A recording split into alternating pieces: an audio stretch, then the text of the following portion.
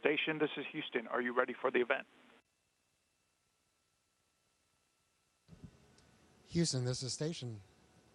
I am ready for the event. Good morning, America. This is Mission Control Houston. Please call station for a voice check.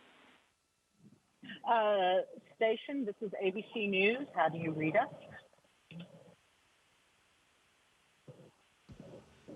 Hi, good morning. I hear you loud and clear. How do you hear me?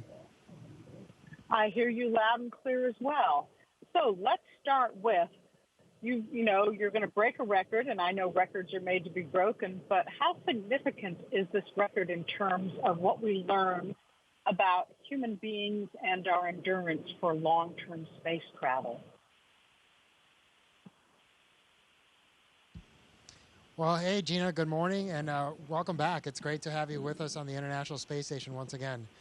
You know, it's an honor to be able to be considered one of the people that's going to have spent a year in space. And so, yeah, for sure, this record will soon be broken again, and that's great because that means we're continuing to press forward. And I think this is really significant in the sense that it teaches us that the human body can endure, it can adapt, and as we prepare to push back to the moon and then from then onward onto hopefully Mars and further on in the solar system, I think it's really important that we learn just how the human body learns to adapt and how we can optimize that process so that we can improve our performance as we explore further and further out from Earth. As a physician, what changes have you noticed in your body? I knew some astronauts that they got taller in space. Did you sleep better? Did you sleep worse? I mean, how have you documented your year in space for yourself physically? Yeah, you know, we actually just measured ourselves the other day for our return trip because you got to make sure you still fit in your spacesuit, your pressure suit, and your seat in the Soyuz. And it looked like I had grown for about 3 centimeters. Unfortunately, that is not a permanent change. You know, essentially your discs in your spine tend to expand a little bit because of that lack of gravitational pressure. And so that change goes back to your normal within about 2 weeks of getting back to Earth. You also see a lot of fluid shifts up here. Again, because of the lack of gravity, a lot of the fluid that normally sits in our legs will tend to come up in your body. And essentially, you know, you get a little bit of more fluid in your face and your upper body. You adjust quite a bit in your first month here, but that tends to be a permanent change while you're here. And again, once you go back to Earth, all the fluid redistributes itself within the body, and you pretty much go back to your normal appearance within a couple weeks. Talk to me about sleeping in space. I know they've made changes in the space station with lighting. What is sleep like on the space station? Better, worse? How much better or worse did you sleep up there? Well, you know, for me, it's been wonderful, to be honest. Again, I've had a 25-year Army career, so I've been really rough on my body between a lot of helicopter landings, a lot of military jumps and skydives. I've done a lot to essentially earn some of the bumps and bruises that I've had in my body. And so the pressure that you feel in bed while you're on Earth is completely gone up here. And so you're completely decompressed, especially your neck and your spine. And so for me, that's been wonderful. You tend to just float in your sleeping bag. Your sleeping bag is really more to keep you in place so that you're not going around bumping everything in the middle of the night. And as far as the lighting, it's perfectly dark in our crew quarters. I turn off my computer and it's dark. There is kind of a permanent sound on station, and that's because of all the life support equipment that we have that has to run permanently. But honestly, that makes for some great white noise. So I've actually slept better in the last 10 months than I have in a long, long time. We talked to Laurel O'Hara, who's coming up next month, September, and she's looking forward to giving you a hug and bringing some treats. What advice are you going to be giving Laurel before she launches? What tips are you giving her? Yeah, I'm obviously super excited to see Laurel, both because she's a great friend and also because it means it's time to go home. But yeah, Laurel's going to do fantastic. I mean, we all get fabulous training. We have an amazing support team on the ground that just gets us so ready for this mission. So I know she's going to knock it out of the park when she's up here. And I would just tell her to really just take the time to enjoy it. Just like any job, it's really easy to lose yourself in the work and focus so much on getting it right and doing a great job, which obviously is very important up here. But every once in a while, you just got to force yourself to look up, or in this case, look down the window, out of the cupola, and just enjoy the beautiful view. And really just take a moment to appreciate how blessed and how lucky we are to have this opportunity and enjoy where we are. Part of what I think is interesting to people about life on the space station is your food. Do you get much choice in food? What were your favorites? What hacks did you find up there for your diet? Yeah, we actually get really great food. The one downside is that we have to rehydrate most of it. Some of it comes in the same little green packets that you see in military MREs or cans, especially some of the international partners tend to have a lot of their food in cans. But it all generally tastes delicious. But what I'm really, really looking forward to is just fresh food. I'm actually looking forward to a salad, not necessarily because it's healthy, but just having fresh, green food is going to be fantastic. Every once in a while, in the resupply vehicles that come up, we'll get fresh fruit. And especially the citrus, because it keeps well, we tend to get a lot of citrus. You'll spend just as much time smelling the peel of an orange as you do enjoying the orange itself. And that's just because of that freshness and that smell of home that you get for those few minutes. I think some astronauts that I've spoken to, I'm going to jump over to spacewalk because that really is a highlight of anyone's career. Can you take me back on what that first moment was, the first time you stepped outside? Yeah, it's amazing that it's been so long already. And I was blessed to be able to do 3 spacewalks myself and then take part in 8 spacewalks total while we've been up here. And it's almost just as neat to watch your friends go out the door as it is to go out the door yourself. And to a large degree, to be honest, it's a little more nerve-wracking because you're responsible for putting them in the suit, making sure that everything's done properly so that they're safe out there. So in some ways, I felt a lot more pressure when I was putting my buddies in the spacesuit to go outside than I did when I was going outside myself. But I'll tell you, the views are just out of this world, literally. And that's because you have your full peripheral vision. When you're looking out of the cupola, it's an absolutely beautiful view, but you're generally limited to just kind of looking down. Whereas when you're outside, the helmet just allows us to see a little bit wider than 180. And so you're able to have an unobstructed view of the Earth and the universe. And it just makes you really appreciate how tiny we are, where we are, also how fast we're going. I mean, the movement, you just appreciate it so much more when you're outside. So absolutely, I would agree. Those 3 spacewalks for me were the highlight of this year up here. I'm trying to remember, for your first spacewalk when you went out, were you in light or darkness?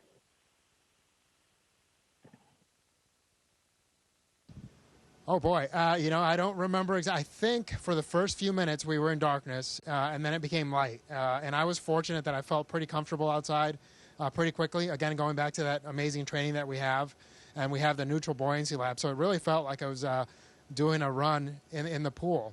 And so I felt pretty comfortable out there, and I really, you feel like a little kid, just in the weightlessness, enjoying that view, and appreciating that you're in your own little private spaceship in your spacesuit and in that environment. And so I had a few minutes to what we call adapt outside and essentially get used to the suit.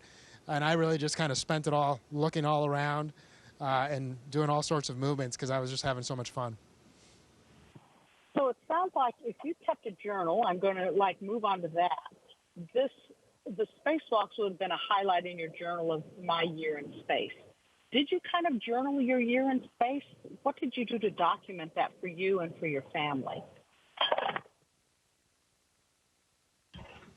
Yeah, I actually, sadly enough, I didn't at first. And then just recently, within the last few months, I have started to do that because I realized my memory wasn't as good as I thought it was. And that's just, again, because we do so much up here. We're so busy. that you quickly start to forget some of the things you did early on. So I started to keep a journal. I think it'll be super valuable down the road, and just to be able to look back and appreciate what this experience meant to us. Hopefully I'm able to take part in many more missions. Well, at least one or two more. We'll see what's in store. But the reality, I think the thing that I'll remember the most are my crewmates. I've been lucky enough to fly with 4 different crews by the time I leave, and that's been fantastic. The teams that we've worked with on the ground have been phenomenal. So like a lot of things in life that have tremendous experiences, what you end up really remembering the most are the people, and that's been the case absolutely up here. You sort of led into my next question. As a first mission, this one was really pretty epic. What could possibly be better than this? What would your dream mission be, your next one? Well, I think what I plan on doing, at least, is really trying not to focus on that. I think it's really going to be important to go back, go home, and reconnect with my family first and foremost, because a year is a long time, and I've missed a lot of major milestones for our family. So I think I'm going to focus on that. And then the reality is, I have friends that are going to be coming up here and then going around the moon. And so my focus is going to be to help the team prepare for those missions, do everything I can to contribute to their success. And then once I get assigned down the road, we'll see what that mission holds. But I'll start to focus on that mission when the time comes. But there's a lot of things in between now and then that I think need to be a priority before I start thinking about that. It's been interesting watching your crew on orbit because you make it a priority to talk to school kids. I think you're promoting education in STEM for children. Out of all the kids groups that you've spoken with, what questions do you remember that really set you thinking?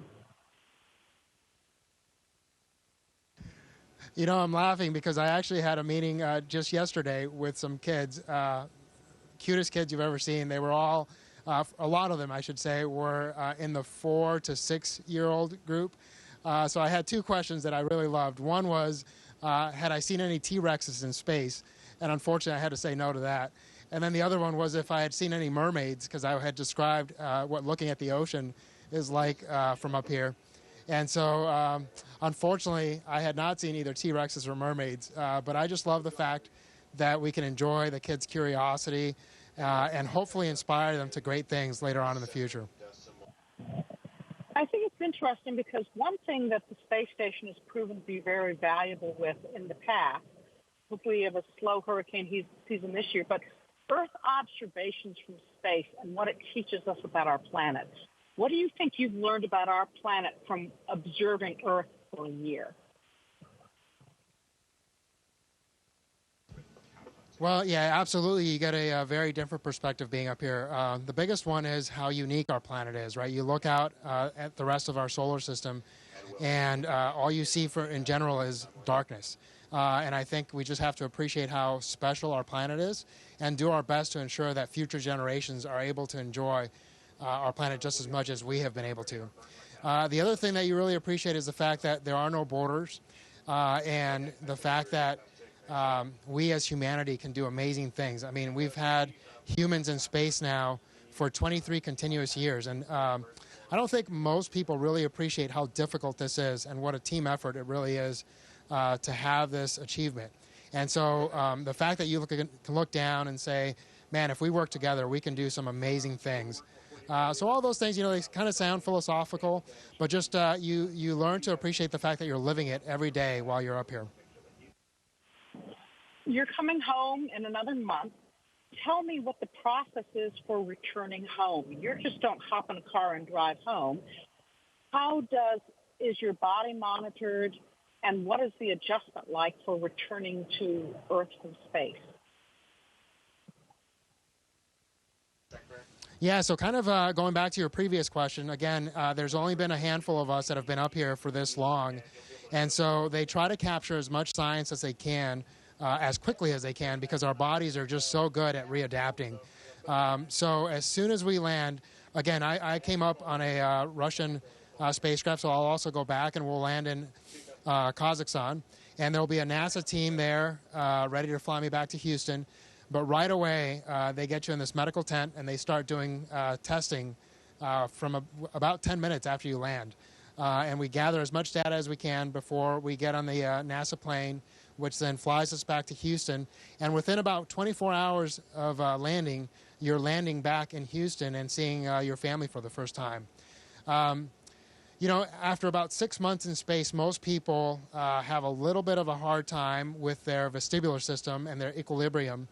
So after 12 months, that can be a challenge even more so, although some people have done amazingly well. So I'm not sure how it'll be for me.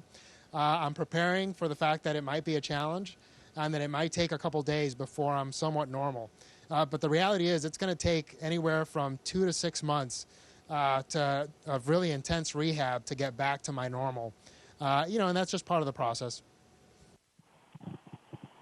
What you've talked about missing salads, but coming home, what are you looking forward to most? Your family, I'm sure, a shower, a walk on the beach. TikTok for me what you're looking forward to.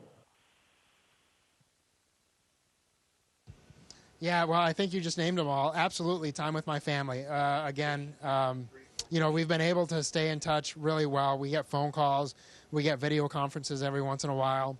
But there's nothing like being there in person. And so just being able to reconnect with my kids and my wife, that's going to be fantastic. Being outside, again, we get fantastic views up here, but we're limited to the space of about a 5-bedroom home. And so it's a very small space, you know, to be in for a full year. And the other thing for me especially is that I've only been exposed to about 6 other humans at a time for the past year. And so it's going to be a little bit of a readaptation to be around crowds and big groups of people. So I'm looking forward to slowly but surely getting to see all my friends and reconnecting with them too. And in closing, are there any favorite gymnastic tricks you've learned as you've mastered zero-G up there? Anything you care to show us?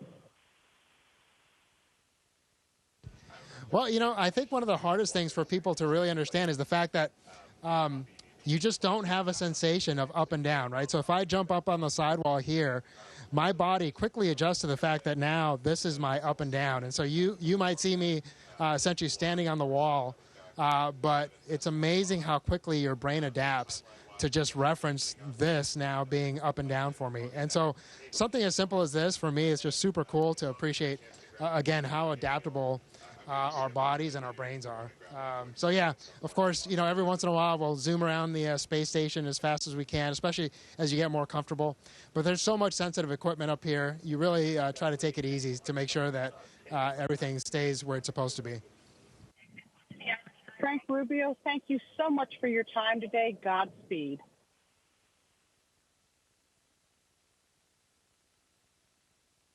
All right, Gina, thanks again. It's been an honor and a pleasure, and we'll talk again soon. Take care. Station, this is Houston ACR. That concludes the event. Thank you. Thank you to all participants from Good Morning America. Station, we're now resuming operational audio communications.